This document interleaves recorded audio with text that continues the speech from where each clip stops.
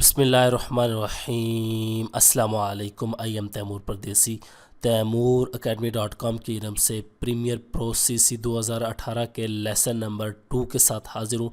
इंशाल्लाह इस वीडियो में मैं आप लोगों को प्रीमियर प्रो CC 2018 की और चीज़ों के बारे में बताऊंगा। उससे पहले अगर आप लोगों ने मेरा चैनल अभी तक सब्सक्राइब नहीं किया तो पहले सब्सक्राइब के बटन पर क्लिक करके सब्सक्राइब कर लें और साथ वाले बेल के आइकन पर लाजमी क्लिक करें ताकि आपको हर आने वाली न्यू वीडियो की अपडेट मिल सके। तो लास्ट वीडियो में हमने सिर्फ देखा था कि अडोब प्रीमियर प्रो में हम न्यू प्रोजेक्ट किस तरह क्रिएट कर सकते हैं और उसके बाद हमने मुख्तलिफ पैनल देखे थे कि वो पैनल जो है वो क्या काम करते हैं। यहाँ से मैं अडोब प्रीमियर को ओपन करूँगा।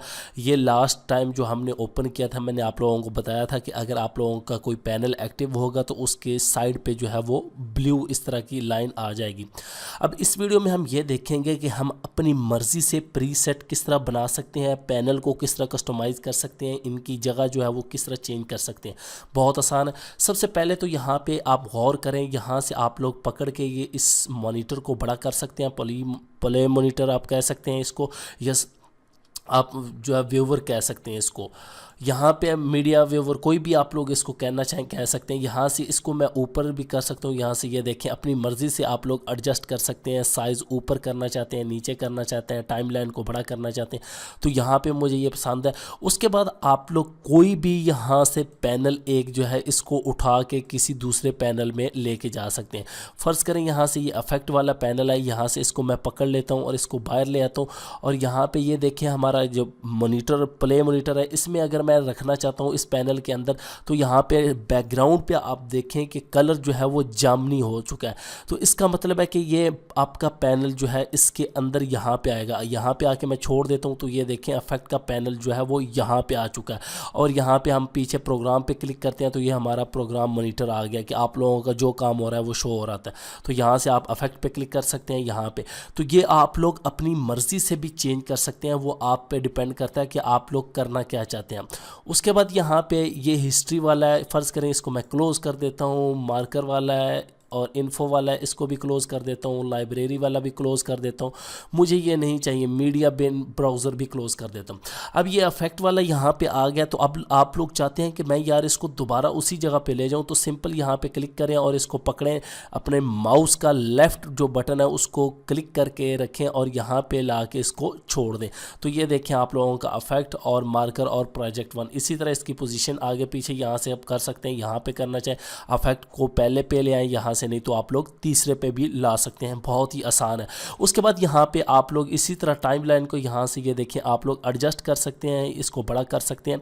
किसी एक चीज़ को भी आप लोग बड़ा करना चाहते हैं, फ़र्ज़ करें ये टूल्स मुझे नज़र आ रहे हैं तो यहाँ देखें मैं टूल्स इस तरह देखना चाहता हूँ तो आप लोग इस तरह भी देख सकते हैं अगर ये आपकी टाइमलाइन छोटी करना चाहते हैं। लेकिन इसी तरह मुझे ये पसंद है तो यहाँ से आप लोग इसको छोड़ देंगे और एडजस्ट कर देंगे। ये देखें अब यहाँ पे गौर करें, मैंने कुछ पैनल यहाँ से डिलीट किए थे। अब आप लोग उन पैनल को चाहते हैं कि मैं दोबारा लाऊं और आप लोगों को याद भी नहीं तो वो कौन कौन से पैनल थे। फ़र्ज़ करें यहाँ से मैं दूसरी प्रीसेट कलर पे जाता हूँ, यहाँ से आप लोग और उसके बाद एडिटिंग पे आता हूँ दोबारा कि शायद ये हमारे वो पैनल आ जाए।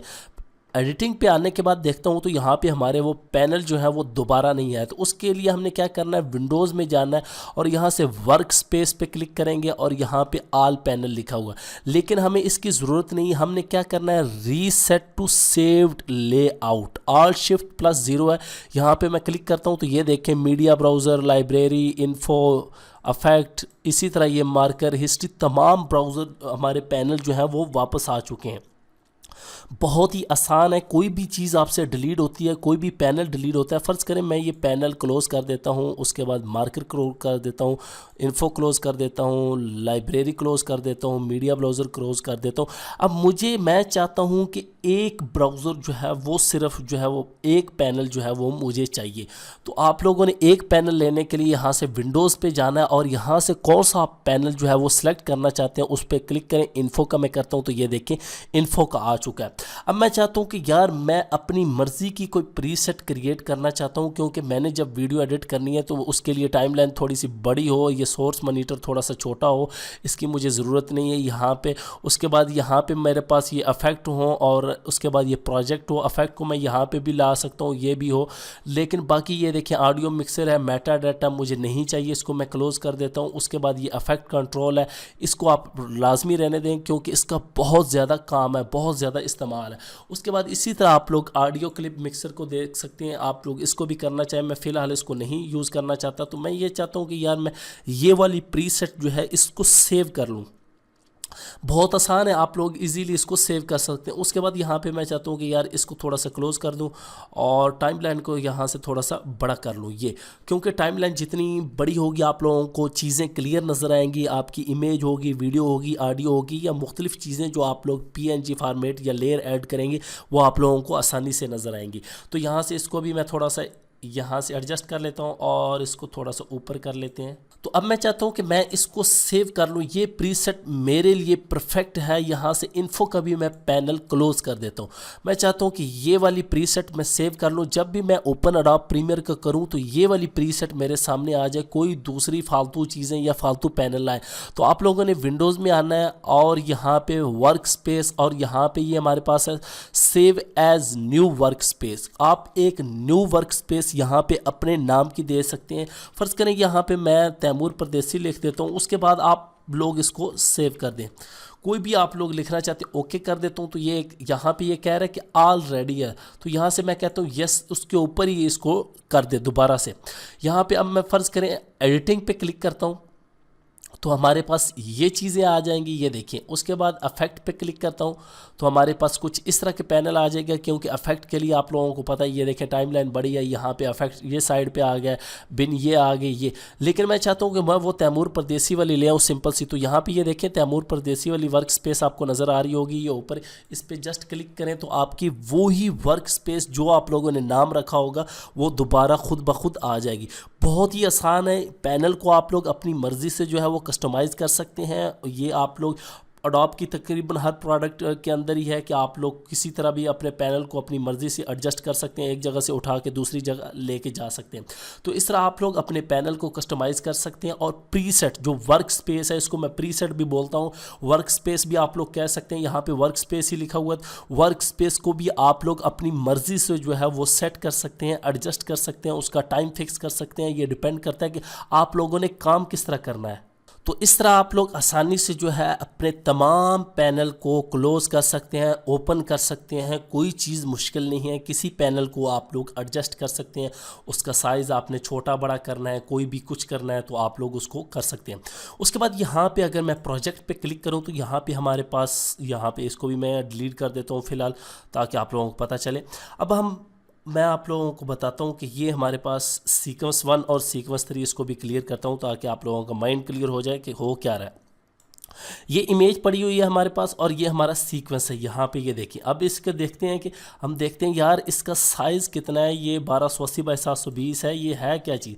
तो यहाँ पे इस तरह इसको मैं बड़ा कर लूँगा और इसकी इन्फॉर्मेशन देख लूँगा। यहाँ से इसको भी आप देख सकते हैं, वो डिपेंड करता है कि आप लोगों ने देखना क्या है। लेकिन यहाँ पर देखें कि ये इसी साइज़ का जो है इसने सीक्वेंस क्रिएट किया हुआ है, 5184 बाई 3456। तो ये कोई साइज़ नहीं है वीडियो का, आप लोग ख़ुद अंदाज़ा लगाएं इस साइज़ की कोई वीडियो होती है इतनी बड़ी।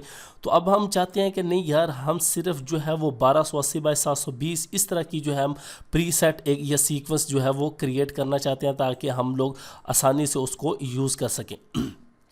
तो यहाँ पे इसको पैनल को मैं थोड़ा सा बड़ा कर लूँगा। यहाँ पे बड़ा करने के बाद ये, तो यहाँ पे हमारे पास यहाँ पे एक न्यू आइटम का ऑप्शन है। यहाँ पे मैं क्लिक करूँगा और यहाँ पे हमारे पास ऑप्शन है सीक्वेंस।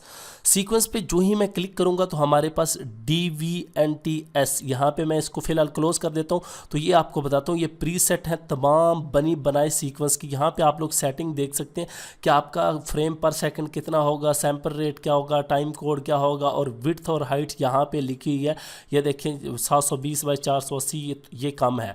तो यहाँ पे मैं सीक्वेंस पे आऊँगा और यहाँ से मैं DVNTS पे क्लिक करूँगा और यहाँ से वाइड स्क्रीन जो है इसको सिलेक्ट कर लेता हूँ।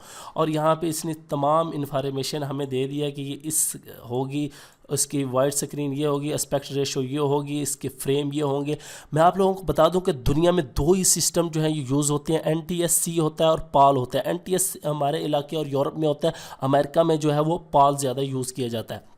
तो यहाँ से आप लोग ये भी सिलेक्ट कर सकते हैं, ये भी सिलेक्ट कर सकते हैं। अब फ़र्ज़ करें मैं ये ही सिलेक्ट करके यहाँ से सीक्वेंस का आप लोग नाम दे लें, कोई भी नाम देना चाहते हैं, मैं यहाँ से टेस्ट का एक नाम दे देता हूँ और उसके बाद यहाँ से आप लोग ओके कर सकते हैं। नहीं तो आप लोग यहाँ पे सेटिंग पे आके इसको भी चेंज कर सकते हैं। यहाँ फ़र्ज़ करें ये बिट रेट करना चाहें इसको, उसके बाद ये रेंडर क्वालिटी करना चाहें, लेकिन इसकी हमें फ़िलहाल ज़रूरत नहीं है।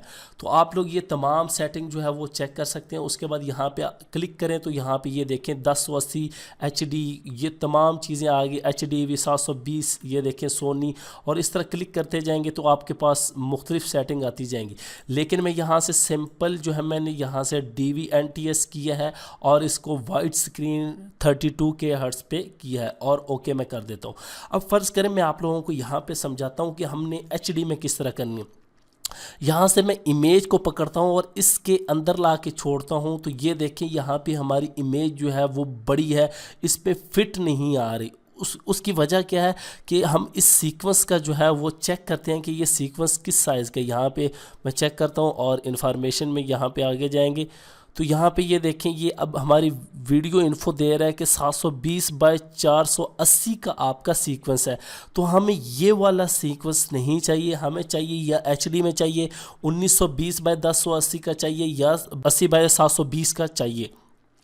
तो उसके लिए आप लोगों ने क्या करना है, तो सीक्वेंस की सेटिंग चेंज करने के लिए आपने सिंपल सा काम करना है कि सीक्वेंस पे क्लिक करना है और यहाँ से सीक्वेंस सेटिंग पे क्लिक कर देना। यहाँ पे क्लिक करने के बाद आप लोगों के सामने इस तरह की विंडो ओपन हो जाएगी। यहाँ पे DVNTS पे क्लिक कर देना और यहाँ से आप लोग 1080i और P पे जो भी आप लोग, मैं फ़र्ज़ करें 720 करता हूँ तो यहाँ पे ये देखें 1280 बाय 720 और ये तमाम 29 फ्रेम पर सेकंड, इसको ओके करता हूँ। ये कह रहे हैं कि आप लोग सारा कुछ साइज़ चेंज करना चाहते हैं, जी बिल्कुल चेंज करना। अब राइट क्लिक करें एक चीज़ कि मैं चाहता हूँ कि यार ये वाली इमेज इस पर बिल्कुल फिट आ जाए, तो इस पर राइट क्लिक करें। यहाँ पे लिखा हुआ स्केल टू फ्रेम साइज, यहाँ पे मैं इसको करूँ तो ये देखिए अब आ गई, लेकिन ये गौर करें कि ये हमारी साइड से थोड़ी सी ब्लैक आ रही है। तो आप यहाँ पे आसानी से स्केल टू फ्रेम साइज़ करेंगे तो आपकी इमेज जो है वो अब मैं सेट टू फ्रेम साइज़ कर देता हूँ। आपकी इमेज का जो फ्रेम साइज़ होगा उसके बराबर जो है वीडियो के बराबर आ जाएगा। अभी देखिए गौर करें ये फिट नहीं आया क्योंकि हमारी इमेज जो है वो उस साइज़ की नहीं है, 1280 बाय 720 की नहीं है। अब यहाँ से मैं सीक्वेंस की सेटिंग एक मरतबा चेंज करता हूँ, फिर आप लोगों को दिखाता हूँ। यहाँ से मैं अब जो है 1080 करता हूँ और यहाँ से अब देखते हैं क्या होता है या नहीं, और 1080i करता हूँ और ये ज़्यादा बड़ा हो जाएगा या मैं 1080p कर लेता हूँ। ये करते हैं। अब हम देखेंगे, ये देखिए अब हमारी इमेज जो है वो और छोटी होगी। इस पर अगर मैं सेट टू फ्रेम साइज़ भी करता हूँ तो यहाँ पे ये देखिए अब साइड पे वो ही ब्लैक आ रहा है, लेकिन यहाँ पे इमेज जो है वो और नीचे चली गई है। तो आप लोगों को पता चल गया होगा कि हमने सीक्वेंस की सेटिंग किस तरह करनी है, चेंज किस तरह करते हैं, ये इमेज किस तरह फिट आएगी। ये भी इंशाल्लाह आने वाली वीडियोज़ में आप लोगों को खुद ही पता चल जाएगा कि आपकी इमेज जो है वो किस तरह क्लियर आएगी। तो ये इस वीडियो में आप लोगों को मैंने बताया कि आप लोग कस्टमाइज़ किस तरह कर सकते हैं पैनल को अपने को, और प्रीसेट जो है या वर्क स्पेस आप लोग अपनी मर्ज़ी की जो है वो किस तरह क्रिएट कर सकते हैं। Thanks for watching.